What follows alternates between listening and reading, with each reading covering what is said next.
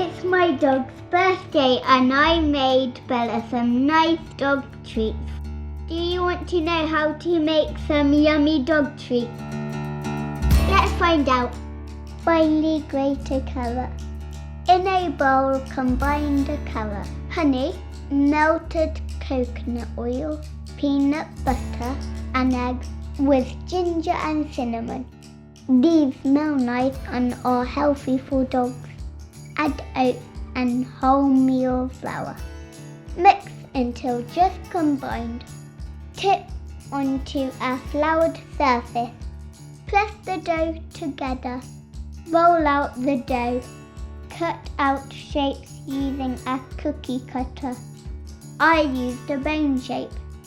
Lay the biscuits on a lined baking tray. Bake in the oven. Ask an adult to help. Allow the biscuits to cool on a rack. Happy birthday!